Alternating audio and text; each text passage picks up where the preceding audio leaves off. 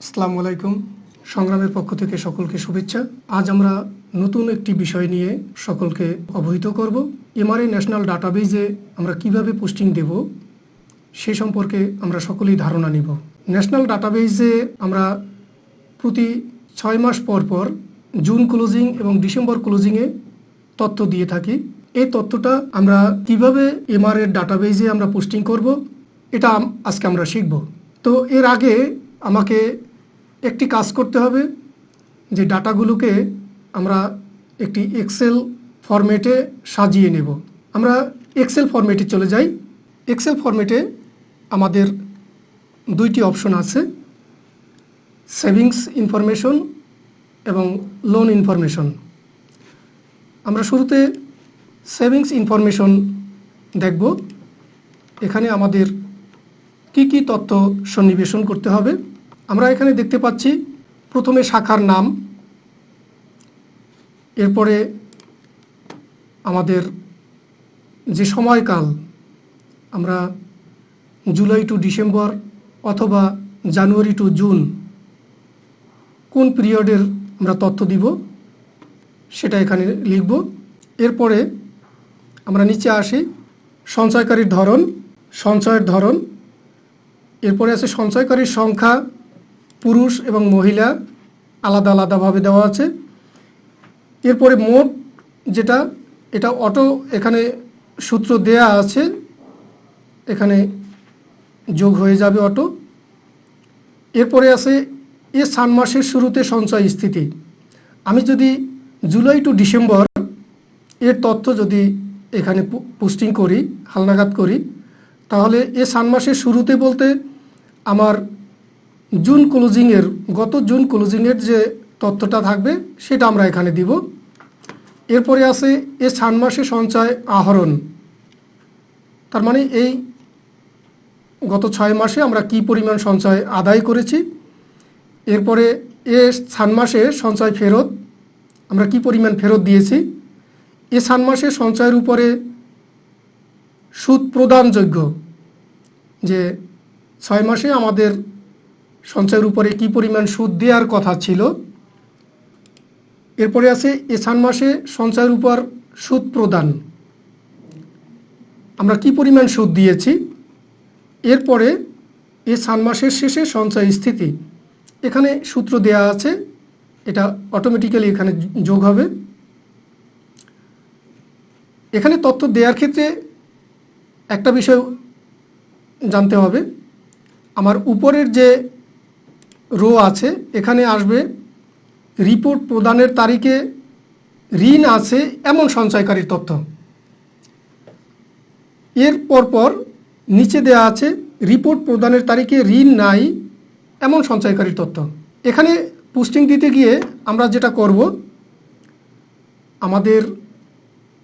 আমরা যে সফটওয়্যারটা ইউজ করি জি ব্যাংকারে এই তথ্যগুলো সুন্দরভাবে সন্নিবেশন করা আছে। শুধুমাত্র আমরা ক্রস চেক করব যে সেখানে কোনো গরমিল আছে কি না। আমার মান্থলি রিপোর্টের সাথে যদি কোনো গরমিল থাকে তাহলে সেটাকে আমরা এখানে অ্যাডজাস্ট করব।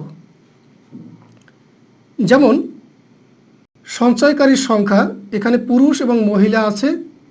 আমরা যদি ঋণ আছে এমন সঞ্চয়কারীর ক্ষেত্রে যদি আমরা বিবেচনা করি, আমরা ওখান থেকে এখানে ডাইরেক্টলি তথ্যটা দিয়ে দেব। আমাদের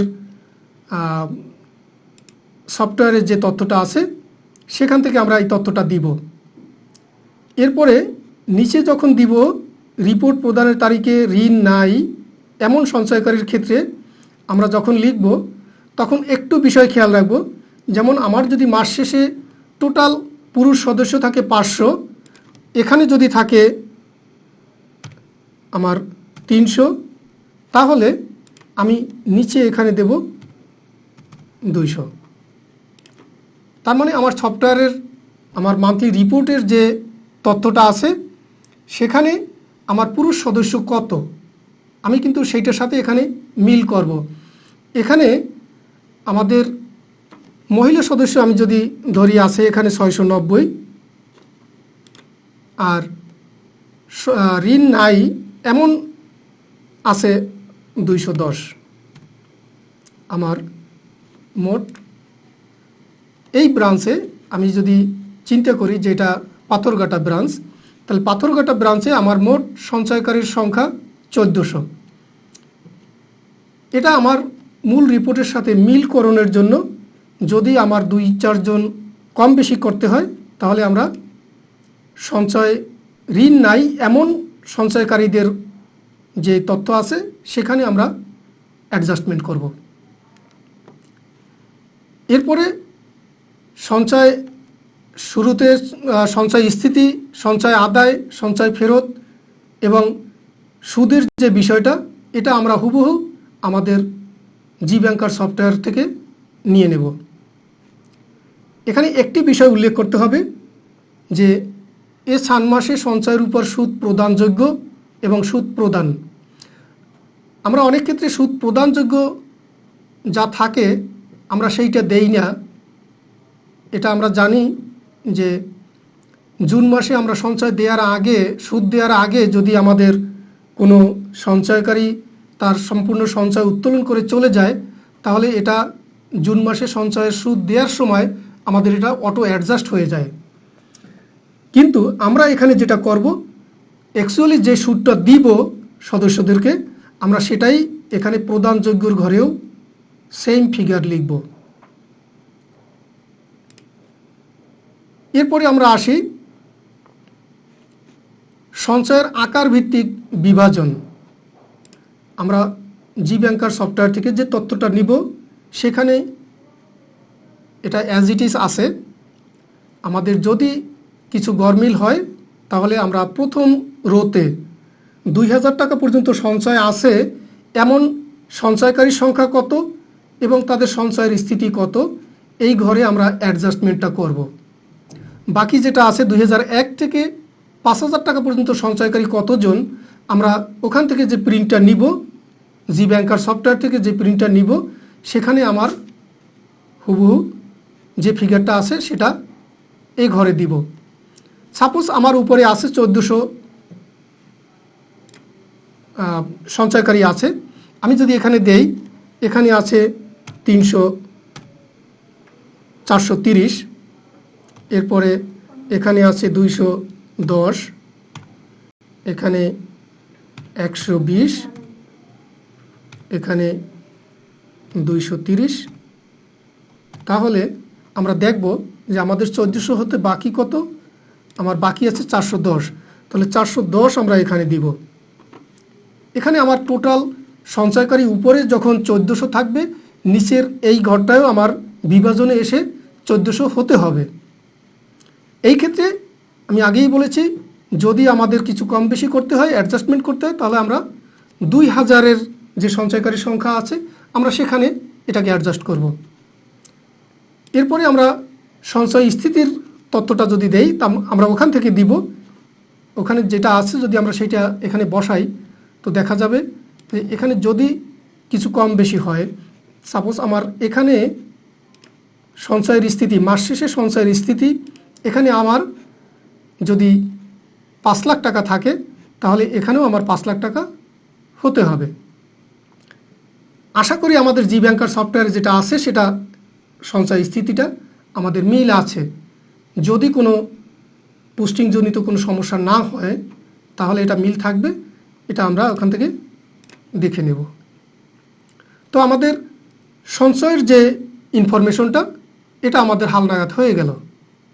আমরা এখন যাব লোন ইনফরমেশনে। লোন ইনফরমেশনে আমরা আগের মতোই আমরা কোন 6 মাসের তথ্য দিচ্ছি, কোন শাখার তথ্য দিচ্ছি, এটাকে আমরা এখানে লিখব। এরপরে আমরা যদি আসি, এখানে আমাদের ঋণের 4টা বিভাজন আছে। এটা এমআরের ডাটাবেজেও এভাবে আছে 4টা বিভাজন। সেখানে আছে জাগরণ, এমআরের ডাটাবেজে আছে জেনারেল লোন, এরপরে আছে micro enterprise, ultra poor, others. আমরা এখানে সাজিয়ে নিয়েছি। আমরা জেনারেল মাইক্রো ক্রেডিট বলতে জাগরণকে বোঝাচ্ছি। আমার জাগরণে যেই তথ্যটা আছে সেটা এখানে দিব, অগ্রসরে যেটা আছে সেটা দিব, বুনিয়াদ দিব। এই তিনটা বাকি রেখে আমাদের এখন 12টা কম্পোনেন্ট চালু আছে। আমরা বাকি সবগুলোকে আদার্সের ভিতরে দিব। সাপোজ আমার জাগরণে যেটা আছে, আমার যদি এখানে 5,000 টাকা থাকে আমি 5,000 দিব, এখানে 50,000 থাকলে আমি 50,000 দিব, বুনিয়াদে যদি 20,000 থাকে তাহলে আমরা 20,000 দিব। সাপোজ আমার টোটাল আছে 1 লাখ টাকা, এখানে আমার ওই তিনটে মিলে হয়েছে 79,000 টাকা, তাহলে আমার এখানে 21,000 টাকা যদি আমি দেই তাহলে আমার টোটাল 1 লাখ টাকা। আমরা এটা যেটা করব, জাগরণ, অগ্রসর, বুনিয়াদে যা আছে আমরা আলাদা আলাদা দিয়ে বাকি যা আছে সবগুলো যোগ করে এখানে দিব। এখানে যেটা আছে এ ষান্মাসে ঋণ বিতরণ, আমরা যেই পিরিয়ডটার তথ্য দিব জুলাই টু ডিসেম্বর যদি আমরা দেই তাহলে জুলাই টু ডিসেম্বরে আমরা কত টাকা বিতরণ করেছি, কোন কম্পোনেন্টে কত, এটা দিব।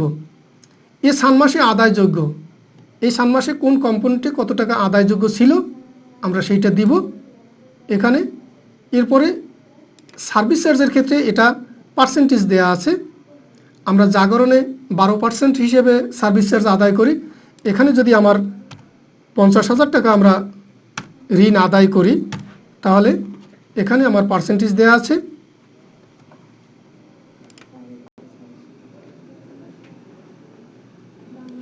ইন্টু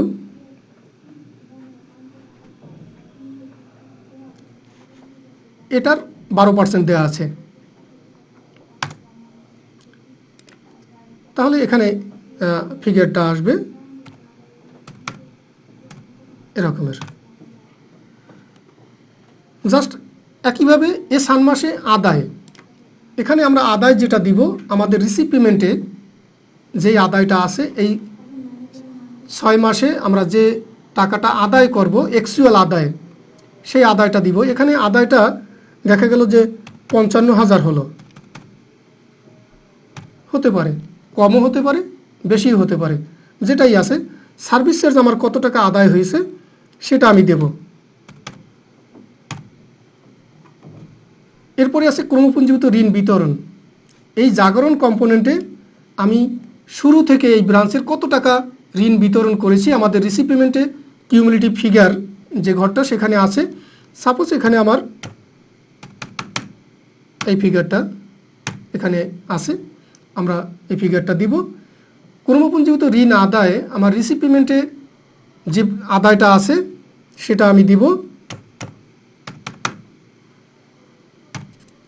সার্ভিস চার্জ আদায় আমি কত করেছি, সার্ভিস চার্জ আদায়টা দিলাম।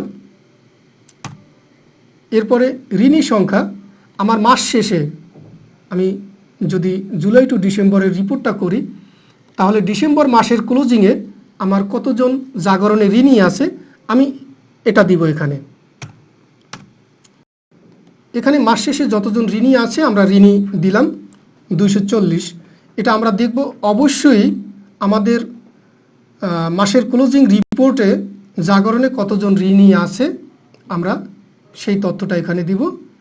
আমার এখানে ঋণ স্থিতি যেটা আছে সেটা কিন্তু অটোমেটিক্যালি আসবে, এখানে সূত্র দেয়া আছে। আমার ক্রমপুঞ্জীভূত ঋণ বিতরণ এবং ক্রমপুঞ্জীভূত ঋণ আদায় আমি এটা যদি সঠিকভাবে দেই তাহলে আমার এখানে স্থিতিটা চলে আসবে। আমাকে এখানে যেটা করতে হবে, আমার মূল রিপোর্টের ব্যালেন্স শিটে যে পরিমাণ জাগরণে স্থিতি আছে সেই স্থিতিটা এখানে আছে কি না আমরা ক্রস চেক করব। যদি না থাকে তাহলে অবশ্যই আমাদের বিতরণ এবং আদায়ের ভিতরে কোথাও না কোথাও গ্যাপ আছে, এটা দেখতে হবে। এরপরে যেটা আছে শেষ মাসের অগ্রিম আদায়, জাগরণ কম্পোনেন্টে আমরা ডিসেম্বর মাসে যে পরিমাণ অগ্রিম আদায় করেছি সেটা এখানে দিব। এরপরে আদায়ের হার দিব। এখানে আদায়ের হার বলতে কিউমুলেটিভ আদায়ের হার।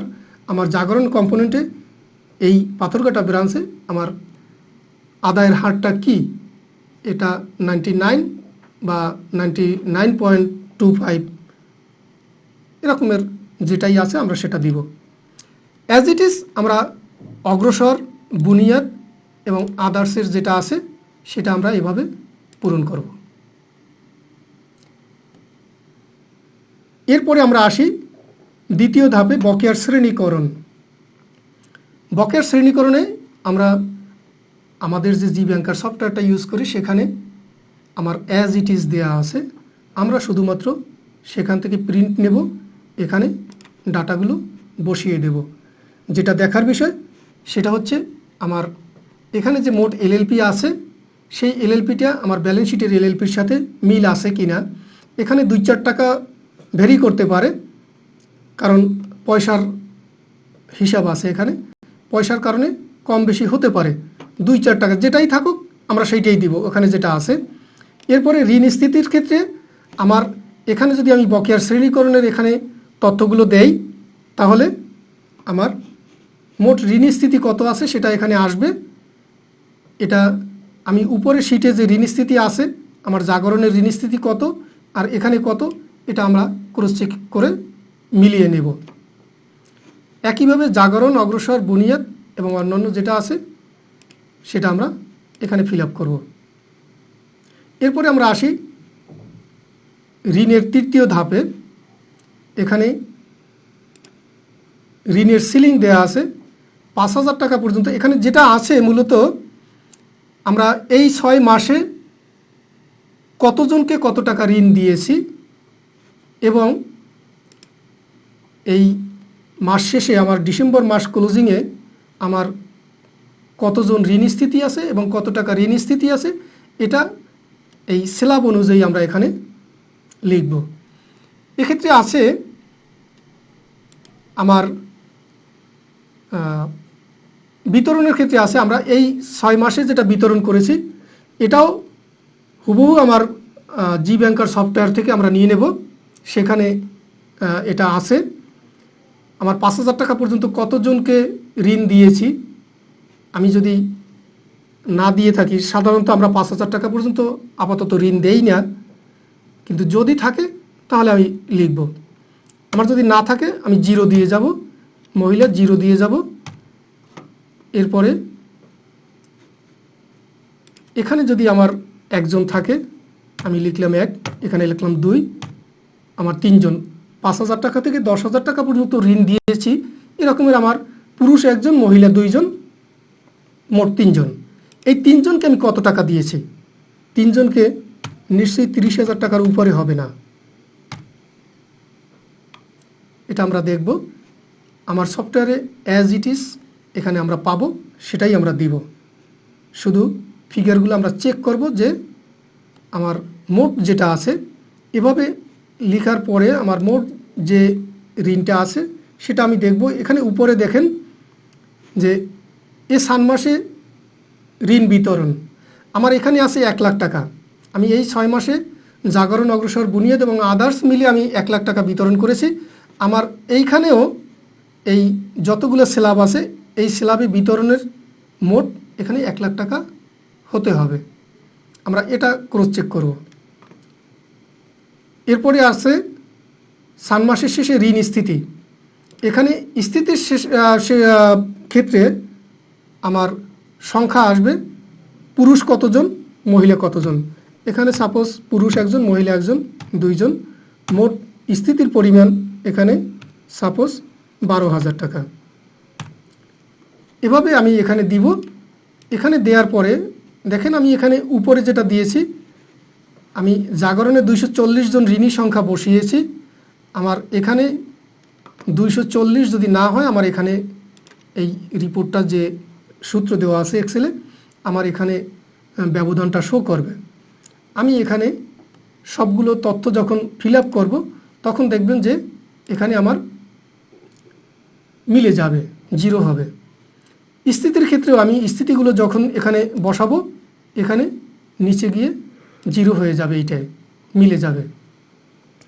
তার মানে এখানে আমি উপরে যেহেতু এখানে লিখেছি যে 5,53,000 মানে 55,35,000 টাকা আমার ঋণ স্থিতি আছে, আমার এই ঋণের যে সিলিং সেই সিলিং অনুযায়ী এখানে এসে সেম 55,35,000 হতে হবে।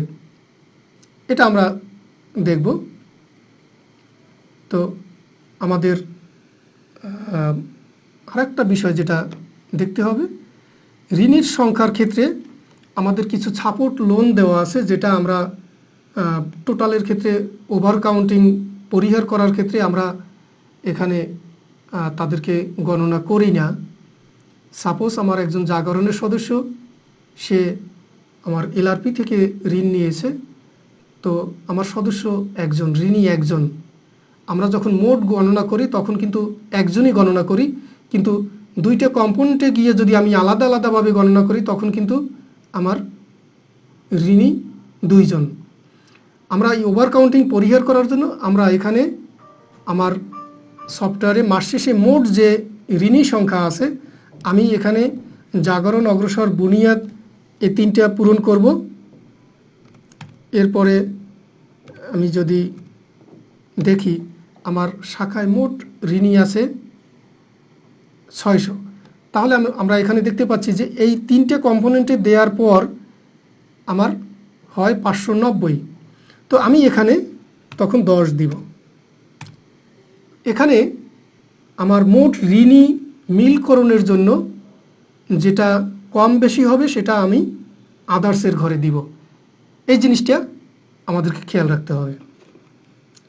তো আশা করি আমরা এক্সেল ফরম্যাটটা শিখে ফেলেছি। আমাদের এক্সেল ফরম্যাটটা এখন আমরা প্রিন্ট দেব, ক্রস চেক করব, প্রিন্ট দেব। এরপরে আমরা যাব এমআরের ডাটাবেজে তথ্যটা হালনাগাদ করার জন্য। আমরা এক্সেল ফরম্যাটটা সাজিয়ে নিয়েছি।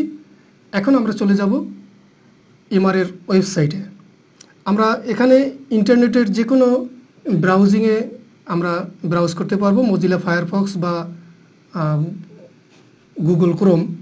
আমরা গুগল ক্রোমে যাচ্ছি।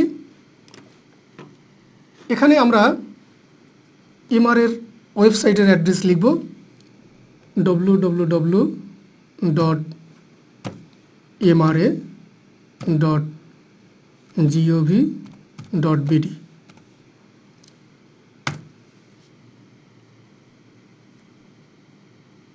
আমরা এখান থেকে ওয়েবসাইটে ঢুকলাম। এখন আমরা যেটা করব, এখানে নিচে যাব, ন্যাশনাল ডাটাবেস, এতে ক্লিক করব। ক্লিক করলে আমরা ন্যাশনাল ডাটাবেজের বেসিক ইনফরমেশন এন্ট্রি এখানে ক্লিক করব। এখন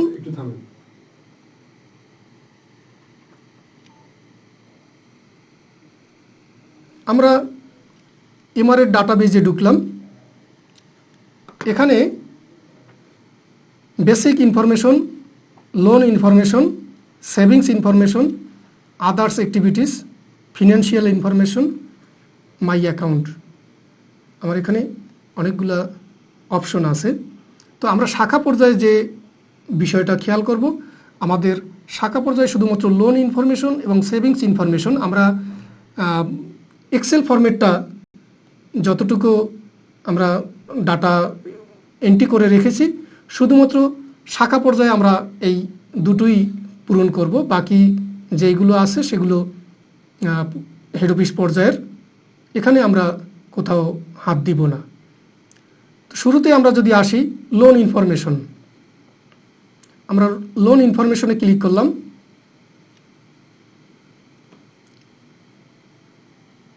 এরপরে ইনফরমেশন ফ্রম ব্রাঞ্চ, আমরা এখানে ঠিক তিনটা লিঙ্ক পাচ্ছি, branch wise loan information, classification of loan disbursement and loan size, branch wise LLP and written of. আমরা এক্সেলে যে লোনের তিনটে অপশনে আমরা তথ্য হালনাগাদ করেছি, সেখান থেকে আমরা এই ইনফরমেশনটা দিব। আমরা যদি শুরুতেই আসি ব্রাঞ্চ ওয়াইজ লোন ইনফরমেশন, এখানে ক্লিক করলে আমরা এভাবে একটা শিট পাবো। তো আমরা এখানে একটু বলে রাখি যে যেহেতু এটা এমআরের ওয়েবসাইট, এমআরএ যখনই আমার ষান্মাসিক পিরিয়ডটা যখন ওভার হবে তখনই আমাদেরকে এই লিঙ্কটা তারা এখানে দিবে। তার আগে এখানে শো করবে না। এখানে আমরা বিগত দিনে যেই রিপোর্টগুলো সাবমিট করেছি সেই সাবমিটেড রিপোর্ট হিসেবে এখানে শো করবে, কিন্তু আমি যেটা পোস্টিং করব সেখানে এই লিঙ্কটা এখানে নেই। তো আমরা এভাবেই পাবো।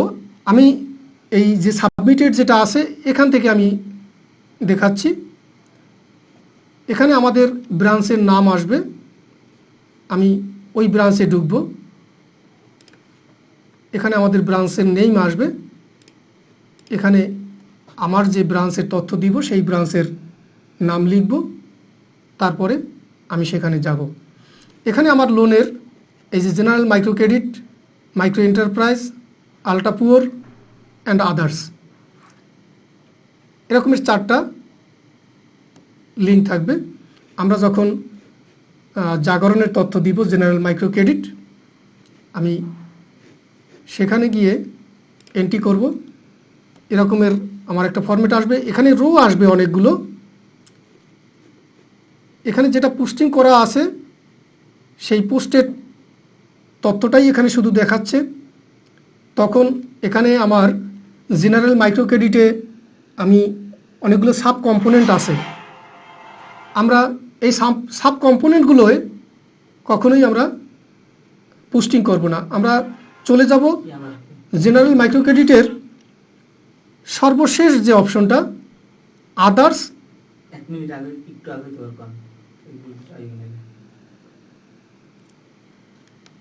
আমরা সাপোজ আমতলী ব্রাঞ্চে যাব। আমতলী ব্রাঞ্চে আমরা যদি জেনারেল মাইক্রো ক্রেডিট আমরা পোস্টিং দেই, আমি এখানে আমাদের যে পোস্টেড যেটা আছে সেটা দিয়ে দেখাচ্ছি। এরকমের একটা পেজ আমাদের আসবে, এখানে অনেকগুলো রো থাকবে। আমরা জেনারেল মাইক্রো ক্রেডিট এর ক্ষেত্রে আমরা ভিন্ন ভিন্ন আমাদের তথ্য দেওয়ার সুযোগ নেই, আমরা ওইভাবে তথ্য রাখি না। এখানে যেই ফরম্যাটটা আছে সেই ফরম্যাটে আমরা তথ্য রাখি না। সাপোজ জেনারেল মাইক্রো ক্রেডিটে আমরা সুফলনে বিতরণ করতে পারি, গরু মোটাতাজাকরণে বিতরণ করতে পারি, এরপরে ব্যবসায়িক খাতে বিতরণ করতে পারি। যেহেতু আমাদের আলাদা তথ্য সন্নিবেশিত কোথাও নেই, আমরা টোটাল তথ্যটা দিব আদার্সে। আমরা সাব ক্যাটাগরি যেখানে আদার্স আছে সেখানে যাব, এরপরে সাব ক্যাটাগরির আদার্সের ভিতরে আবার আদার্স যেটা আছে আমরা সেইখানে তথ্যটা দিব। এখানে আসছে লোন ডিসবার্স। আমার এক্সেলে আমি যেই জিনিসগুলো সন্নিবেশিত করেছি সেগুলোই আমি এখানে পোস্টিং দেব। লোন ডিসবার্স, এরপরে loan recoverable during this half year, principal service charge আছে। Loan realise, principal service charge আছে। Cumulative loan disburse, cumulative loan realise, principal and service charge. এরপরে নাম্বার অফ ব্রোয়ার, ঋণী সংখ্যা, এরপরে লোন ব্যালেন্স।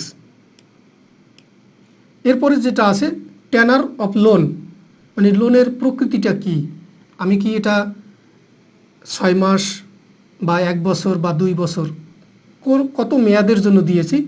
আমি যদি এখানে 6 মাসের জন্য দেই তাহলে 6M লিখব, যদি 1 বছরের জন্য দেই তাহলে 1Y, যদি 2 বছরের জন্য দেই তাহলে 2Y, আমরা এভাবে লিখব।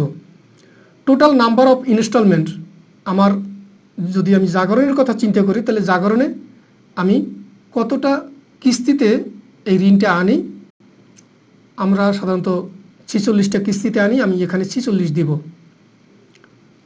Amount of advance installment end of this half year, এখানে আমরা এই 6 মাসে কত টাকা অ্যাডভান্স আদায় করেছি সেই তথ্যটা চাচ্ছে। কিন্তু আমি যদি এখানে লক্ষ্য করি আমার এক্সেল ফরম্যাটে আমি কিন্তু দিয়েছি সর্বশেষ মাসে আমি কত টাকা অগ্রিম আদায় করেছি, আমি সেই ফিগারটা এখানে দিব। এরপরে আছে রিকভারি রেট, আমার আদায়ের হারটা কত, আমি কিন্তু ওখানে এক্সেল ফরম্যাটে এটা পূরণ করেছি। আমার এখানে আছে 99.43, এরপরে আছে declared rate of service charge. আমার সার্ভিস চার্জটা কী পরিমাণে ডিক্লেয়ার করা আছে, তার মানে আমি জাগরণে যে সার্ভিস চার্জটা ইনকাম করি বা সার্ভিস চার্জটা সদস্যদের কাছ থেকে আনি, সেটা কোন হারে আনি। তো আমরা এখানে 12% আনি। আমরা এই 12 এখানে শুধুমাত্র 12 লিখব। এরপরে আমি নিচে যাব, নিচে গিয়ে একটা সেভ অপশন আছে, আমি সেভে ক্লিক করব। যদি আমার এখানে সম্পূর্ণরূপে সঠিকভাবে পূরণ হয় তাহলে সেভ দিলে আমার এখানে একটা বক্স আসবে, ডায়লগ বক্স, সেখানে লেখা থাকবে সেভ সাকসেসফুলি। তো আমার জাগরণ বা জেনারেল মাইক্রো ক্রেডিট পোস্টিং শেষ হলো। একইভাবে আমরা এমই বা অগ্রসর বা মাইক্রো এন্টারপ্রাইজ যেটাই বলি, আমরা সেটাও এই একইভাবে পূরণ করব। এরপরে ইউপিপি যেটা আল্ট্রা পুয়ার বা আমরা অতি দরিদ্র বলি, এটা পূরণ করব এবং আদার্স পূরণ করব। আমাদের যে এক্সেল শিটটা আছে সেটা দেখে আমরা এখানে পূরণ করে নেব। এবং প্রত্যেকটা অপশনেই আমি যখন এমিতে পূরণ করব তখনও এমিরও কিন্তু আমি সাব ক্যাটাগরি আদার্স এবং সাব ক্যাটাগরি আদার্সে পূরণ করব। আমরা অন্য কোনো যে স্ল্যাব আছে সেখানে আমরা দিব না, কারণ আমাদের এতগুলো ভাগ করার রিপোর্ট আমাদের কোথাও নেই। সবগুলোর ক্ষেত্রেই আমরা সাব ক্যাটাগরি আদার্স এবং সাব ক্যাটাগরি আদার্সে এন্ট্রি করব। এরপরে আমরা আসি দ্বিতীয় ধাপে, ক্লাসিফিকেশন অফ লোন ডিসবার্সমেন্ট। এটাই আমরা ক্লিক করলাম। এখানে আমরা ওই 5,000 টাকা থেকে 10,000 টাকা পর্যন্ত, 10,001 টাকা থেকে 20,000 টাকা পর্যন্ত আমরা যেটা বিতরণ করেছি এবং বর্তমানে যে ঋণ স্থিতি আছে সেইভাবে এখানে পূরণ করব। এটা দেখে আমি এখানে পূরণ করব এবং নিচে গিয়ে সেভ অপশনে আমরা ক্লিক করব, সেভ হয়ে যাবে। এরপরে আমরা আসি branch wise LLP and written of. এখানেও আমরা দেখে নেই। এখানে আমরা যেটা করব, আমরা শুধুমাত্র এলএলপির অপশনটা এখানে পোস্টিং করব। আমার এক্সেল ফরম্যাটে আমরা কিন্তু বকেয়া ঋণ স্থিতি দিয়েছি, এরপরে আমরা সেখানে এলএলপি দিয়েছি। আমরা আবার একটু দেখি, এখানে যেটা দিয়েছি 1 থেকে 30 দিনের বকেয়া ঋণ স্থিতি, 30 থেকে 180 দিনের বকেয়া ঋণ স্থিতি। এর ক্ষেত্রে এখানে কিন্তু আমি এলএলপি পেয়েছি। 1 থেকে 30 দিনের বকেয়া ঋণ স্থিতির এলএলপি কত, আমি কিন্তু সেই এলএলপিটা পেয়েছি। এই এলএলপি এখানে যেটা আছে আমরা কিন্তু ডাটাবেজে এলএলপিটা পূরণ করব। এই বকেয়া যে ঋণ স্থিতি এটা না, আমরা এলএলপিটা পূরণ করব। এখানে আমরা আবার আসি ডাটাবেজে, এখানে আমার জেনারেল মাইক্রো ক্রেডিটে আমার কত এলএলপি আছে, কোন স্ল্যাবে কত আছে আমরা এটা দিব। এরপরে আমার এখানে প্রিন্সিপাল এবং সার্ভিস চার্জ ব্যালেন্স যেটা সেটা শো করবে, এলএলপির ব্যালেন্স যেটা সেটা শো করবে। আমরা দেখব যে এটা মিল আছে কিনা। তো আমাদের লোন ইনফরমেশন পূরণ হয়ে গেল, আমরা ক্লোজ করে দিব। এটার ক্ষেত্রেও কিন্তু আমার প্রত্যেকটার ক্ষেত্রেই আমার পূরণ যখন হয়ে যাবে তখন কিন্তু আমরা সেভ বাটনে ক্লিক করব। সেভ বাটনে ক্লিক করলে আমার যদি তথ্যগুলো সেভ হয়ে যায় তাহলে ওখানে সেভ সাকসেসফুলি লেখাটা উঠবে। তো আমাদের লোন ইনফরমেশনটা ক্লিয়ার হলো। আমরা আসি সেভিংস ইনফরমেশনে। আমরা সেভিংস ইনফরমেশনে ক্লিক করব, এরপরে ডিটেলসে ক্লিক করব, এরপরে branch wise savings information on savings size. এখানে দুইটা অপশন আছে, আমরা আগেই এক্সেলে এটা পূরণ করে নিয়েছি। আমরা যাব ব্রাঞ্চ ওয়াইজ সেভিংস ইনফরমেশনে। আমরা এখানেও ব্রাঞ্চ ওয়াইজ একটা শিট পাবো, সেই শিটে আমরা এখানে পূরণ করব। অ্যাজ ইট ইজ আমার যেটা আছে ওখানে এক্সেল শিটে যেটা আছে আমরা সেটা এখানে বসিয়ে দেব। এরপরে আমার পোস্টিং শেষ হলে আমি সেভ করে বেরিয়ে যাব। এখানে যেটা আপনি দেখবেন, আমরা এক্সেল ফরম্যাটটা এই সেমভাবে সাজানো আছে। এখানে আছে savers with loan in reporting date, savers without loan in reporting date, মানে আমার রিপোর্টিং পিরিয়ডের মধ্যে ঋণ আছে এমন সঞ্চয়কারীদের তথ্য আমার এখানে উপরে আসবে, আর ঋণ নাই এমন সঞ্চয়কারীদের তথ্য নিচে আসবে। এখানে আমরা একটু এটা পড়ে নিব। এখানে হুবহু ওইটার সাথে মিল আছে, এক্সেল ফরম্যাটটার সাথে মিল আছে, আমরা এখানে বসিয়ে দেব। কিন্তু দেখব যে আমার ইনফরমেশনগুলো সঠিক আছে কি না। এখানে একটা ডিক্লেয়ার্ড রেট দেওয়া আছে, যেটা আমি এক্সেলে এটা অবশ্য নেই। এখানে আছে যে আমি সঞ্চয়ের উপর কত পার্সেন্ট হারে সুদ দেই। আমরা 6% দেই এমআরের ঘোষণা মতে। আমরা এখানে 6 বসিয়ে দেব শুধুমাত্র, তাহলে আমাদের এই রিপোর্টটা শেষ। এরপরে আসি savings information on savings size. আমরা যদি এখানে আসি, এখানে দেখব যে এভাবে আছে যে 2000 টাকা পর্যন্ত সঞ্চয়কারী কতজন, কত টাকা, 2001 থেকে 5000 টাকা পর্যন্ত সঞ্চয়কারী কতজন, কত টাকা। আমরা জাস্ট এক্সেল ফরম্যাট থেকে এখানে তথ্যগুলো লিখে দেব। এরপরে আমরা সেভ বাটনে গিয়ে সেভ করে নেব। তো আশা করি আমরা এখান থেকে আমাদের এমআরএ ন্যাশনাল ডাটাবেজে আমার যে তথ্য হালনাগাদ করতে হবে আমরা শিখে গেছি। এরপরে আমরা এটা চর্চা করব। এখানে একটা বিষয় আমরা খেয়াল করব, এই তথ্যটা বছরে 2 বার আমাদেরকে এমআরএর ডাটাবেজে পোস্টিং দিতে হবে। সেই ক্ষেত্রে আমাদের যেটা মেমোরিতে হয়তো বা সবসময় সেভ থাকবে না, যে আমি যখন জুন মাসে যখন পোস্টিংটা দিয়েছি তখন এইখানে কি দিয়েছি। তো আশা করি আমাদের এই যে এই ক্লাস থেকে আমরা এখান থেকে একটু রিভিউ করে নিব এবং এরপরে আমরা আবার পোস্টিংটা করব। তো ধন্যবাদ সকলকে। সকলে ভালো থাকুন, সুস্থ থাকুন। আল্লাহ হাফেজ।